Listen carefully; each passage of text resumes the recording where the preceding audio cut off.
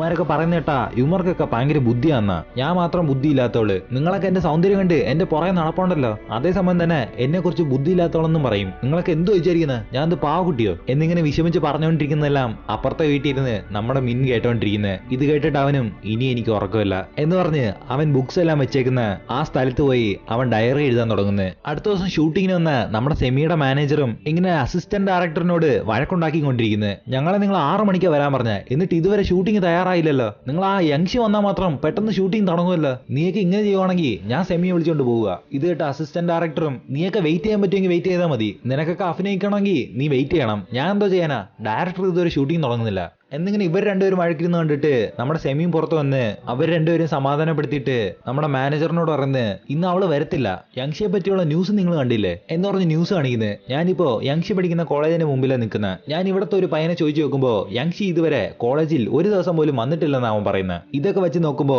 ഈ കോളേജിൽ പൈസയുള്ളവർക്ക് എന്തും ചെയ്യാന്നാണ് തോന്നുന്നത്. ഈ ന്യൂസ് കണ്ടിട്ടെങ്കിലും യങ്ഷി കോളേജിൽ വരുമെന്ന് ഞാൻ പ്രതീക്ഷിക്കുന്നത് എന്നിങ്ങനെ ന്യൂസിൽ പറയുന്നത് കേട്ട് നമ്മുടെ യങ്ഷിയുടെ പ്രൊഡ്യൂസറും, യങ്ഷി നീ ഇന്ന് ഷൂട്ടിങ്ങിനൊന്നും വേണ്ട, നീ ഇന്ന് കോളേജിൽ പോയാൽ മതി എന്ന് പറഞ്ഞ് അവളെ കോളേജിൽ പറഞ്ഞു വിടുന്നത്. ഇതേസമയം 3 പേര് ഇരുന്നുകൊണ്ട് ഒരു സ്ഥലം മേടിക്കുന്ന കാര്യത്തെക്കുറിച്ച് പറഞ്ഞുകൊണ്ടിരിക്കുന്നത്. ഇദ്ദേഹത്തിന്റെ പേരാണ് ചായ്. ഇദ്ദേഹം ഒരു വലിയ കമ്പനി വെച്ച് നടത്തിക്കൊണ്ടിരിക്കുകയാണ്. ഇദ്ദേഹത്തിന് 2 മകനുണ്ട്. ഒന്ന് ലീ, പിന്നെ അവന്റെ ചേട്ടൻ ജെ. ഇപ്പൊ ചായയുടെ മാനേജറും ചായയോട് പറയുന്നത്, ആ സ്ഥലം വിൽക്കുന്നത് ആ ഓണറിന് ഒരു താല്പര്യമില്ല.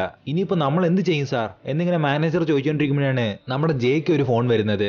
ജയ് ആ ഫോൺ അറ്റൻഡ് ചെയ്തിട്ട് അവന്റെ അച്ഛനോട് പറയുന്നത്, അച്ഛാ ആ സ്ഥലത്തിന്റെ ഓണർ മരിച്ചുപോയി, ഇനി നമുക്ക് ആ സ്ഥലം പെട്ടെന്ന് മേടിക്കാം. ഇത് കേട്ട് അവന്റെ അച്ഛനും ആ മാനേജറും ഷോക്കായിട്ട്, നീ ഒരു നല്ല കാര്യമാണ് പറഞ്ഞേക്കുന്ന, നിന്റെ അനിയനെയും വിളിച്ചേക്ക്, നമുക്ക് 3 പേർക്കും ചേർന്ന് ഇന്ന് രാത്രി ഫുഡ് കഴിക്കാം എന്നിങ്ങനെ ജയുടെ അച്ഛനും പറയുന്നത്. ഇത് കേട്ട് ജയും ലിയെ വിളിക്കുമ്പോഴാണ് ലിയ അവന്റെ ചേട്ടനോട് പറയുന്നത്, നിനക്ക് അറിഞ്ഞൂടെ ഞാൻ ഫാമിലിയെക്കാളും ഞാൻ യങ്ഷിയെ പ്രേമിക്കുന്നതിലാ എനിക്ക് ഇഷ്ടമെന്ന്. ഞാൻ അവളെ കാണാൻ വേണ്ടി പോയിക്കൊണ്ടിരിക്കുക, അതുകൊണ്ട് എനിക്ക് വരാൻ പറ്റില്ല എന്ന് പറഞ്ഞ് അവന് ഫോൺ കട്ട് ചെയ്ത് നമ്മുടെ യങ്ഷിയെ കാണാൻ വരുന്നത്. നമ്മുടെ ലീക്ക് യങ്ഷിയെ കൊച്ചാൾ മുതലേ ഇഷ്ടമാണ്. ലിയു യങ്ഷിയെ കണ്ടിട്ട് അവളെ കോളേജിൽ കൊണ്ടാക്കാൻ വേണ്ടി അവർ രണ്ടുപേരും ഇങ്ങനെ കാറി പോയിക്കൊണ്ടിരിക്കുമ്പോഴാണ് നമ്മുടെ യങ്ഷി ലിയെ നോക്കി, നിന്നെ കണ്ട ഭയങ്കര സന്തോഷമായിട്ട് തോന്നുന്നല്ലോ, എന്തോ വിഷയം? അതിന് ലിയും, നീ ഇപ്പൊ അവസാനത്തെ വർഷമല്ലേ, ഈ വർഷം കൂടെ കഴിഞ്ഞാൽ നമുക്ക് കല്യാണം കഴിക്കാം, അതിനെ ഓർത്താ ഞാൻ ഇപ്പൊ സന്തോഷമായിട്ടിരിക്കുന്നത്. ഇത് കേട്ട യങ്ഷിയും, ഞാൻ പഠിത്തം തീർന്നോടെ കല്യാണം കഴിക്കുന്നത് നിന്നോട് പറഞ്ഞില്ലല്ലോ, പിന്നെ ഞാൻ കല്യാണം കഴിച്ചാലും ഞാൻ നിന്നെ കഴിക്കില്ല എന്നിങ്ങനെ അവളും പറയുന്നത് കേട്ട് അവനും വിഷമമാകുന്നത്. കാരണം അവൻ കൊച്ചാൾ മുതൽ ഇവളുടെ പുറകെ നടക്കുക, അവൾ ഇതുവരെ ഇവനെ ഇഷ്ടമെന്ന് പറഞ്ഞിട്ടില്ല. അത് കഴിഞ്ഞ് അവള് കോളേജിൽ എത്തി ക്ലാസ്സിൽ ഇരിക്കുമ്പോഴാണ് അവിടെയുള്ള ആമ്പിള്ളേരെല്ലാം, ഓ ഇവള് യങ്ഷിയല്ലേ, ഇവള് കോളേജിലൊക്കെ വരാനുണ്ടോ, അവളെ കാണാൻ എത്ര സുന്ദരിയാന്ന് നോക്കേ എന്ന് പറഞ്ഞ് അവളെ ഫോട്ടോ എടുത്തോണ്ടിരിക്കുന്നത്. ഇതേ സമയം പെമ്പിള്ളേർ അവളെ കണ്ട് അസൂയപ്പെട്ടിട്ട്, ഓ ഇവൾക്ക് ഇത്രയും സൗന്ദര്യമൊന്നുമില്ല, ഇവള് ചിലപ്പോ പ്ലാസ്റ്റിക് സർജറി എല്ലാം ചെയ്തായിരിക്കും, ഇനി ഞാൻ അതേപോലെ ചെയ്താലും ഞാനും സുന്ദരിയാവും എന്നിങ്ങനെ ഇവളുമാര് പറയുന്നതായിട്ട് നമ്മുടെ യങ്ഷിയും, എന്നാ ചെയ്തിട്ട് വാടി നമുക്ക് 2 പേർക്കും നോക്കാം ആരാ സുന്ദരിയാന്ന് എന്നിങ്ങനെ അവളും പതിയെ പറയുന്നത്. അപ്പൊ ക്ലാസ്സിലും ടീച്ചർ കയറി വരുന്ന കണ്ടിട്ട് നമ്മുടെ യങ്ഷി നോക്കുമ്പോഴാണ് അത് നമ്മുടെ മിന്നിനെ കണ്ട യങ്ഷിയും, ഇവനെന്തോ ഇവിടെ ചെയ്യുന്ന, ഇവനാണോ ടീച്ചർ? പക്ഷെ നമ്മുടെ മിന്നാണെങ്കിൽ അകത്ത് കയറി വന്ന് യങ്ഷിയെ കണ്ടിട്ടും അവൻ വലുതായിട്ട് മൈൻഡ് ഒന്നും ചെയ്യുന്നില്ല. നമ്മുടെ യങ്ഷി ഇങ്ങനെ പറയുന്ന കേട്ട് അവളുടെ മാനേജറും, ഇവനെ അറിയാവോ? അതിനവളും, ഇവൻ എന്റെ വീട്ടിനടുത്തുള്ളയാ, ഇവനെന്താ ഇവിടെ ചെയ്യുന്നത്? ഇത് കേട്ട് മാനേജറും, നീ എന്തിനാ പഠിക്കുന്ന, ഇതിപ്പോ നല്ലയാ, നിനക്ക് ഈ സബ്ജക്റ്റിലാ ഏറ്റവും മാർക്ക് കുറവ്, ഇതാകുമ്പോ നിനക്ക് അവന്റെ അടുത്ത് പോയി പഠിക്കാലോ, അതുമല്ലാതെ ഒരു ദിവസമല്ലേ ആയിട്ടുള്ളു, നിനക്ക് അവന്റെ അടുത്ത് പ്രശ്നം ഉണ്ടാക്കാൻ സമയമൊന്നും കിട്ടി കാണത്തില്ല. ഇത് കേട്ട് നമ്മുടെ യങ്ഷിയും, എനിക്ക് അതിന് മാത്രം കുറെ സമയം കിട്ടി എന്ന് പറഞ്ഞ് അവൾ ചെയ്ത കാര്യങ്ങളൊക്കെ ആലോചിക്കുന്നത്. എന്നിട്ട് ഇങ്ങനെ എല്ലാരും ക്ലാസ് കേട്ടോണ്ടിരിക്കുമ്പോഴാണ് നമ്മുടെ യങ്ഷി മാത്രം ഉറങ്ങി വീഴുന്നത്. എന്നിട്ട് അവളും ഇങ്ങനെ ഇടയ്ക്കിടയ്ക്ക് മിന്നിനെ നോക്കി ചിരിക്കും. എന്നാൽ മിന്ന് അവളെ മൈൻഡ് ചെയ്യുന്ന പോലുമില്ല. എന്നിട്ട് ക്ലാസ് കഴിഞ്ഞ് എല്ലാരും പോയതിനു ശേഷം നമ്മുടെ മിൻ പോകുമ്പോഴാണ് യങ്ഷി അവനെ പിടിച്ച് നിർത്തിയിട്ട്, ഞാൻ നീ സാറാവുമെന്ന് ഒട്ടും വിചാരിച്ചില്ല, നിന്നെ കണ്ട എന്നെക്കാളും വയസ്സ് കുറഞ്ഞ ആളെ പോലെ ഉണ്ടല്ലോ. എന്തായാലും ഞാൻ പറയാമെന്ന കാര്യം പറയാം, നീ ഇന്ന് കുറെ അസൈൻമെന്റ് ഒക്കെ തന്നില്ലേ, അതൊന്നും എനിക്ക് ചെയ്യാൻ സമയമല്ല, എനിക്ക് ഈ ഷൂട്ടിംഗ് ഒക്കെ ഉള്ളതുകൊണ്ട് എനിക്ക് കോളേജിൽ വരാൻ ഒട്ടും ഇഷ്ടമല്ല, അതുകൊണ്ട് നീ എനിക്ക് സഹായം ചെയ്താ ഞാൻ പിന്നെ നിനക്ക് സഹായം ചെയ്യാം എന്നിങ്ങനെ അവള് പറയുന്നിട്ട് നമ്മുടെ മിന്നും അവളുടെ അടുത്ത് ഇങ്ങനെ പോയിക്കൊണ്ട്, ഞാൻ ഇപ്പൊ നിനക്ക് ഒരു വട്ടം ഹെൽപ്പ് ചെയ്താ നീ പിന്നെ എൻ്റെ അടുത്ത് ഹെൽപ്പ് ചോദിച്ചു വരും, അത് പിന്നെ 2, 3, 4 എന്നിങ്ങനെ പോയിക്കൊണ്ടേയിരിക്കും, നീ എനിക്ക് ആ ഹെൽപ്പ് തിരിച്ച് ചെയ്യത്തുമില്ല, ഇതാ മനുഷ്യരുടെ ലൈഫ് എന്ന് പറഞ്ഞിട്ട് മിന്ന അവിടുന്ന് ഇറങ്ങിപ്പോകുന്നത്. ഇത് കേട്ടിട്ട് അവളും, ഇവനിപ്പോ എന്തോ പറയാൻ വരുന്നത്, ഇവനെ കണ്ട എന്റെ അനിയനെ പോലെ ഉണ്ട്, എന്നിട്ട് ഇവൻ എന്നോട് സംസാരിക്കുന്ന കണ്ടില്ലേ എന്നിങ്ങനെ അവളും ദേഷ്യപ്പെട്ടുകൊണ്ടിരിക്കുന്നത്. അത് കഴിഞ്ഞ് മിൻ അവൻ ആകെയുള്ള ഒരു ഫ്രണ്ടിനെ അവൻ കാണാൻ വന്നിരിക്കുന്നത്. അദ്ദേഹത്തിന്റെ പേരാണ് മിസ്റ്റർ ജാങ്. ഇദ്ദേഹം ഒരു ലോയറാണ്. അവന് മിസ്റ്റർ ജാങ്ങിനെ കണ്ടിട്ട്, എന്റെ ഡെത്ത് സർട്ടിഫിക്കറ്റ് നിങ്ങൾ തയ്യാറാക്കണം. ഇത് കേട്ട് മിസ്റ്റർ ജാങ്ങും, നീ ഓരോ 10 വർഷം കൂടുമ്പോൾ പോകുമ്പോഴല്ലേ നീ തയ്യാറാക്കാൻ പറയുന്ന. ഇപ്പൊ നിനക്ക് എന്ത് പറ്റി? അതിന് മിന്നും ഇനി 3 മാസത്തിനുള്ളിൽ ഞാൻ വീട്ടിലേക്ക് പോകാൻ പോവുക. അതാ ഞാൻ ഇപ്പോഴേ തയ്യാറാക്കാൻ പറയുന്നത്. അതുപോലെ ഇതാ ഞാൻ നിങ്ങൾക്ക് തരുന്ന ലാസ്റ്റ് പണി. എനിക്ക് ഭൂമിയിൽ ആകെ കിട്ടിയ ഒരു ഫ്രണ്ടാ നീ ചെയ്തതിനെല്ലാം താങ്ക്സ് എന്നിങ്ങനെ മിൻ പറയുന്ന കേട്ട് മിസ്റ്റർ ജാങ്ങിന് വിഷമാകുന്നു.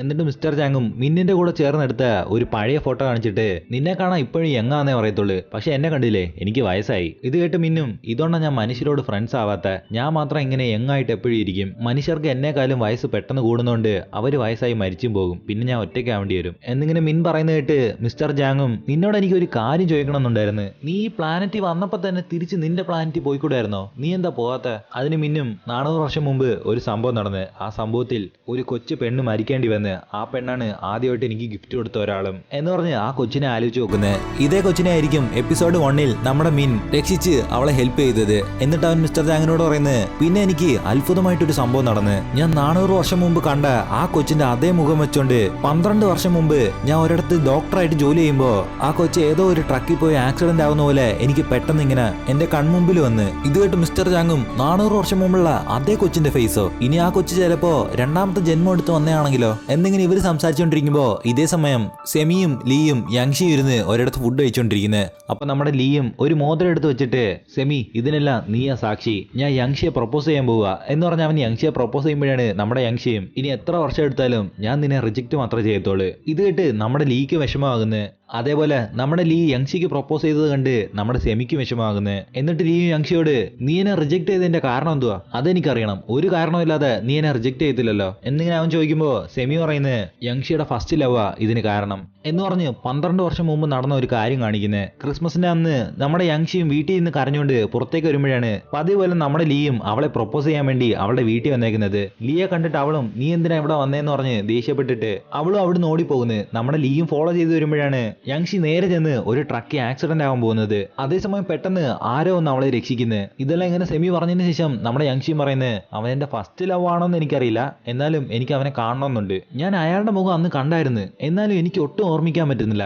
നിനക്ക് ഓർമ്മയുണ്ടോ ലീ എന്നിങ്ങനെ ചോദിക്കുമ്പോഴാണ് നമ്മുടെ ലീയും നീ അവനെയാണോ ആലോചിച്ചോണ്ടിരിക്കുന്നത്? അവന്റെ അടുത്ത് നീ ഒരു വാക്കുപോലും മിണ്ടിയിട്ടില്ലല്ലോ, എന്നിട്ടാണ് നീ ഇങ്ങനെയൊക്കെ പറഞ്ഞുകൊണ്ടിരിക്കുന്നത് എന്നിങ്ങനെ അവനും പറയുന്നത്. അത് കഴിഞ്ഞ് മിസ്റ്റർ ജാങ് മിന്നിനോട് നീ ആ സ്വപ്നത്തിൽ കണ്ട സ്ഥലത്ത് പോയി ആ പെണ്ണിനെ രക്ഷിച്ചോ? അതിന് മിന്നും മിസ്റ്റർ ജാങ്ങിനോട് പറഞ്ഞ കാര്യങ്ങളൊക്കെ ആലോചിച്ച് അവൻ വീട്ടിലോട്ട് നടന്നു വന്നോണ്ടിരിക്കുന്നത്. ഞാൻ അന്ന് അവിടെ പോയി ആ പെണ്ണിനെ രക്ഷിച്ച് 400 വർഷം മുമ്പ് കണ്ട ആ കൊച്ചിന്റെ മുഖം ഒരേപോലെ ആയിരുന്നു എന്നിങ്ങനെ അവൻ പറഞ്ഞത് ആലോചിച്ചോണ്ട് ഇനി ചിലപ്പോ ഞാൻ അന്ന് കണ്ടതെല്ലാം സ്വപ്നമായിരിക്കുമോ? ഇനി സ്വപ്നം അല്ലെങ്കിൽ തന്നെ ഞാൻ ആ പെണ്ണിനെ പിന്നെയും കാണുമോ? ഇനി ആ പെണ്ണിനെ ഞാൻ കാണുമെന്ന് എനിക്ക് തോന്നുന്നില്ല എന്നിങ്ങനെ അവനും ആലോചിച്ചോണ്ടിരിക്കുമ്പോഴാണ് ലിഫ്റ്റിന്റെ ഡോറും തുറക്കുന്നത്.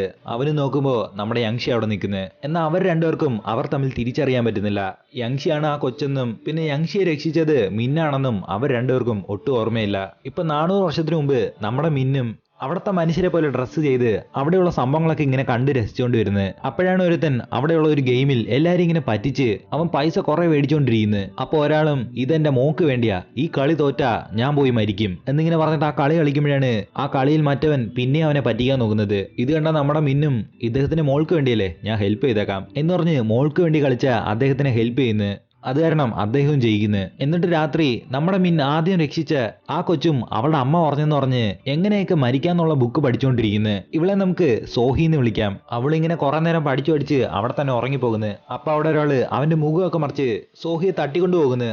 അവളും കുറച്ചു നേരം കഴിഞ്ഞ് കണ്ണുറന്ന് നോക്കുമ്പോ അവളെ കൊല്ലാൻ വേണ്ടി അവന്റെ അമ്പൊക്കെ റെഡിയാക്കി കൊണ്ടിരിക്കുന്നത്. അപ്പൊ സോഹിയും അവളുടെ ഹെയർ പിൻ എടുത്ത് അവനെ കുത്തിയിട്ട് അവിടുന്ന് രക്ഷപ്പെട്ട് ഓടുമ്പോഴാണ് ആ കടത്തിക്കൊണ്ടുപോയവനും ഇവളെ അമ്പ് വിട്ട് കൊല്ലാൻ നോക്കുന്നത്. എന്നാൽ അമ്പ് സോഹിയുടെ മുകളിൽ കൊള്ളുന്നതിന് മുമ്പ് അവള് പെട്ടെന്ന് മറിഞ്ഞു പോകുന്നത്. ഇത് കണ്ടിട്ട് അവനും അവൾ ഇവിടെ ഉണ്ടായിരുന്നല്ലോ, പെട്ടെന്ന് എവിടെ പോയി എന്ന് പറഞ്ഞ് അവനൊന്നും മനസ്സിലാകാതിരിക്കുന്നത്. ഇതേ സമയം നമ്മുടെ സോഹിയും കുറച്ചു നേരം കഴിഞ്ഞ് പിന്നെയും മയക്കത്തിൽ നിന്ന് എഴുന്നേക്കുമ്പോ അവളുടെ മുമ്പിൽ പിന്നെ ഒരാൾ നിൽക്കുന്നത്. അവനെ കണ്ട് പേടിച്ചോടുമ്പോഴാണ് അവൾ പെട്ടെന്ന് നിന്നിട്ട് നിങ്ങളല്ലേ അന്ന് എന്നെ രക്ഷിച്ചത്, പിന്നെ ഞാൻ നിങ്ങളുടെ പേരെന്തോന്ന് ചോദിക്കാൻ പറഞ്ഞു. എന്റെ പേര് സോഹിന്നാ. ഇത് കേട്ട് നമ്മളെ മിന്നും ഒന്നും മിണ്ടാതിരിക്കുമ്പോഴാണ് അവൻ പെട്ടെന്ന് അവിടുന്ന് പറക്കുന്നത്. എന്നിട്ട് അവനും താഴോട്ട് വന്നതിന് ശേഷം അവളുടെ ഹെയർ പിന്ന് അവൾക്ക് കൊടുത്തിട്ട് അവളോടൊന്നും പറയുന്നില്ല. അത് കഴിഞ്ഞ് ഇപ്പൊ നടക്കുന്ന കാര്യം കാണിക്കുന്നത് ഒരു മ്യൂസിയത്തിൽ അവൾക്ക് അന്ന് കൊടുത്ത ആ ഹെയർ പിന്നും വെച്ചോണ്ട് ഒരാൾ ഇവിടുന്ന് പറഞ്ഞുകൊണ്ടിരിക്കുന്നത് ഇത് നമ്മുടെ മ്യൂസിയത്തിന് നമ്മുടെ രാജ്യത്തിലുള്ള ഒരാളെ കൊടുത്ത അങ്ങേരുടെ പേരോ അഡ്രസ്സോ ഒന്നും അദ്ദേഹം തന്നില്ല എന്നിങ്ങനെ അയാൾ പറയുന്നത് കേട്ട് നമ്മുടെ മിന്നു അവിടെ നിന്നുകൊണ്ടിരിക്കുന്നത്. കാരണം ഇതെല്ലാം കൊടുത്തത് തന്നെ നമ്മുടെ മിന്ന എന്ന് പറഞ്ഞ് അവൻ ഇതെല്ലാം ആലോചിച്ച് നോക്കിയിട്ട് ലിഫ്റ്റിൽ നിന്ന് ഇറങ്ങി നമ്മുടെ യങ്ഷിയെ മൈൻഡാതെ അവന്റെ വീട്ടിലേക്ക് നടന്നു പോയിക്കൊണ്ടിരിക്കുമ്പോഴാണ് യങ്ഷി മിന്നിനെ വിളിച്ചിട്ട് പിന്നെ ഞാൻ ക്ലാസ്സിൽ ഇരുന്നപ്പോ എനിക്ക് നല്ലോണം നിന്നോട് സംസാരിക്കാൻ പറ്റില്ല. നിന്നെ കണ്ട എന്റെ അനിയനെ പോലെ ഉണ്ട്, എന്നിട്ടാണ് നീ എന്നോട് ഇങ്ങനെ മര്യാദയില്ലാതെ സംസാരിക്കുന്നത്. ഇത് കേട്ട് മിന്നും ഹിസ്റ്ററിയിലുള്ള കുറെ സംഭവങ്ങളൊക്കെ ഇങ്ങനെ പറഞ്ഞിട്ട് നിനക്കൊട്ടും മര്യാദയില്ല, ബഹുമാനം കൊടുക്കാൻ അറിഞ്ഞൂടാ എന്നിങ്ങനെ അവളെ നോക്കി പറഞ്ഞിട്ട് അവൻ അവിടുന്ന് പോകുന്നത്. ഇത് കേട്ട യങ്ഷിയും ഇതെന്ത് ഹിസ്റ്ററി ക്ലാസ്സോ, അവൻ പറഞ്ഞൊന്നും എനിക്ക് മനസ്സിലായില്ല, എന്തായാലും അവൻ ഒട്ടും മര്യാദ അറിയത്തില്ല, അവനെ ഞാൻ ശരിയാക്കുന്നുണ്ട്, അവനെ ഇടിച്ച് ഞാൻ പഞ്ചറാക്കും എന്ന് പറഞ്ഞ് അവളും അവളുടെ ബെഡിൽ കിടക്കുന്നത്. ഇതെല്ലാം അപ്പുറത്ത് വീട്ടിയിരുന്ന് നമ്മുടെ മിന്നും കേട്ടിട്ട് ഇവിടെ ഒന്നും പറഞ്ഞിട്ട് ഒരു കാര്യമില്ല എന്ന് പറഞ്ഞ് അവനും കിടന്നുറങ്ങുന്നത്. അവനും ഇങ്ങനെ ഉറങ്ങിക്കൊണ്ടിരിക്കുമ്പോഴാണ് പെട്ടെന്ന് അവന് ഒരു സ്വപ്നം വരുന്നത്. സിൽവർ കളറിലുള്ള ഒരു ഹീൽസ് ഇട്ട പെണ്ണ് ഒരു ബോധവുമില്ലാതെ വെള്ളത്തിൽ വീഴുന്നു. അവളുടെ മുഖം നമുക്ക് കാണിക്കുന്നില്ല. ഈ സ്വപ്നം കണ്ടിട്ട് അവനും പെട്ടെന്ന് ഞെട്ടി ഉണരുന്നു. അടുത്ത ദിവസം ഈ സ്വപ്നത്തെക്കുറിച്ച് നമ്മുടെ മിസ്റ്റർ ജാങ്ങിനോട് പറയുമ്പോഴാണ് മിസ്റ്റർ ജാങ്ങും നിങ്ങൾ 12 വർഷത്തിന് മുമ്പ് ആ കൊച്ചിങ്ങനെ ട്രക്കി മരിക്കാൻ പോകുന്ന പോലെ ഫ്യൂച്ചർ കണ്ടില്ലേ, ഇനി അതേപോലെ ഒരു ഫ്യൂച്ചറാണ് നിങ്ങൾ കണ്ടത്. ഇനി ചിലപ്പോൾ നിങ്ങൾ 3 മാസത്തിനുള്ളിൽ ഇവിടുന്ന് പോകാൻ പോവല്ലേ, അതുകൊണ്ട് നിങ്ങൾ എല്ലാവരും ഹെൽപ്പ് ചെയ്യണമെന്ന് പറഞ്ഞ് ഇങ്ങനെയൊക്കെ സ്വപ്നം വരുന്നതായിരിക്കും. ഇത് കേട്ട് മിന്നും ഞാൻ ഇനി ഹെൽപ്പ് ചെയ്താ എല്ലാം അങ്ങ് മാറുമോ, ഞാൻ ആദ്യം ഇവിടെ വന്നപ്പോ ഞാൻ കുറെ ഹെൽപ്പ് ചെയ്യുമായിരുന്നു, എന്നാൽ അതെല്ലാം അവരുടെ സ്ഥിതി ഇതിനേക്കാളും മോശമാക്കത്തേ ഉള്ളു എന്നിങ്ങനെ 400 വർഷത്തിന് മുമ്പ് നടന്ന ആ കാര്യം ആലോചിച്ച് നോക്കുന്നത്. അവൻ ഇതിനു മുമ്പ് ഒരു ഗെയിമിൽ ഒരാൾക്ക് തന്റെ മോളെ രക്ഷിക്കണമെന്ന് പറഞ്ഞ് അയാളെ അവൻ ഹെൽപ്പ് ചെയ്ത് കാണും. അത് നടന്ന് കുറച്ച് ദിവസത്തിന് ശേഷം അയാൾ ഇങ്ങനെ ആ പൈസയെല്ലാം പിന്നെയും ഗെയിമിലിട്ട് അയാളുടെ കയ്യിൽ നിന്ന് എല്ലാ പൈസയും പോയതിനു ശേഷം അയാളുടെ മോളെ തന്നെ പിടിച്ചോണ്ട് വന്ന് ഞാൻ എന്റെ മോളെ ബെറ്റ് വയ്ക്കുന്നത്, നിനക്ക് ഇതിനു പകരം എനിക്ക് എത്ര പൈസ തരാൻ പറ്റും എന്നിങ്ങനെ അയാളും കുടിച്ചിട്ട് ഇങ്ങനെ ചോദിച്ചുകൊണ്ടിരിക്കുന്നത്. അതിനാ ഗെയിം കളി നടത്തുന്നവനും ഇതൊന്നും ഇവിടെ പറ്റത്തില്ല എന്നിങ്ങനെ അയാളെ തള്ളി മാറ്റുന്നു. ഇതെല്ലാം നമ്മുടെ സാമം കണ്ടിട്ട് ഞാനന്ന് ഇയാൾക്ക് ഹെൽപ്പ് ചെയ്യാൻ പാടില്ലായിരുന്നു എന്ന് പറഞ്ഞാൽ അവൻ മനസ്സിൽ വിചാരിക്കുന്നത്. ഇതോടെ ഇന്നത്തെ എപ്പിസോഡ് ഇവിടെ തീരുന്നത്. വീഡിയോ ഇഷ്ടപ്പെട്ടാൽ ലൈക്ക് ചെയ്യുക, നിങ്ങളുടെ ഫ്രണ്ട്സിന് ഷെയർ ചെയ്ത് കൊടുക്കുക. അടുത്ത എപ്പിസോഡ് കാണാൻ വേണ്ടി ചാനൽ സബ്സ്ക്രൈബ് ചെയ്ത് ബെൽ ബട്ടൺ നെക്കി ഓൾ ക്ലിക്ക് ചെയ്യുക. പുതിയൊരു വീഡിയോയുമായി പിന്നെ കാണാം.